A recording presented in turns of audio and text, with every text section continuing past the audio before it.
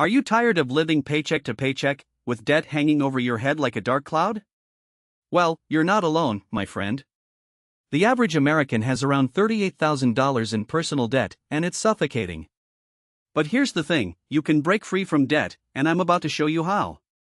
In fact, with the right strategy, you can pay off your debt in as little as 12 to 18 months, and start building wealth like never before.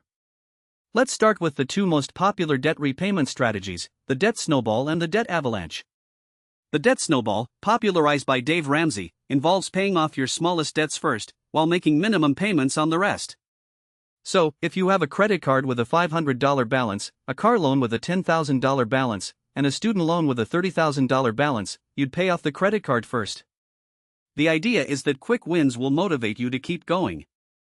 For example, let's say you have 3 credit cards with balances of $2,000, $1,500, and $500, and interest rates of 18%, 20%, and 12%. You'd pay off the $500 balance first, then the $1,500 balance, and finally the $2,000 balance. On the other hand, the debt avalanche involves paying off your debts with the highest interest rates first, while making minimum payments on the rest. Using the same example, you'd pay off the credit card with the 20% interest rate first, then the one with the 18% interest rate, and finally the one with the 12% interest rate. This approach makes mathematical sense, as you'll save more money in interest over time. For instance, if you have a credit card with a $2,000 balance and an 18% interest rate, and you pay it off in 12 months, you'll save around $300 in interest. But if you pay it off in 6 months, you'll save around $600 in interest. So, which approach is better? Well, it depends on your personality and financial situation. If you need quick wins to stay motivated, the debt snowball might be the way to go. But if you're more interested in saving money on interest, the debt avalanche is the better choice. Let's look at an example. Suppose you have $10,000 in credit card debt with an 18% interest rate, and you want to pay it off in 12 months. With the debt snowball, you'd pay around $943 per month, and you'd save around $1,800 in interest. With the debt avalanche, you'd pay around $1,043 per month, and you'd save around $2,300 in interest. Now, let's talk about credit card debt. This is often the most toxic type of debt, with interest rates that can range from 12% to 30% or more. To pay off credit card debt, you need to stop using credit cards altogether, and focus on paying off the principal balance. One strategy is to use the debt stack method, where you pay off your credit cards in order of their interest rates, from highest to lowest. For example, if you have 3 credit cards with balances of $1,000, $2,000, and $3,000, and interest rates of 20%, 18%, and 12%, you'd pay off the $1,000 balance first, then the $2,000 balance, and finally the $3,000 balance. Another approach is to use a balance transfer credit card, which can offer 0% interest for a promotional period, often 6 to 12 months. This can be a great way to save money on interest, but you need to be careful not to accumulate new debt during the promotional period. Let's say you have $5,000 in credit card debt with an 18% interest rate, and you transfer it to a balance transfer credit card with 0% interest for 12 months. If you pay off the balance in full during the promotional period, you'll save around $900 in interest. Student loans are another type of debt that can be overwhelming. The average student loan debt is around $31,000, and it can take decades to pay off. But there are strategies to pay off student loans faster. One approach is to use the snowflake method, where you make small, extra payments whenever you can.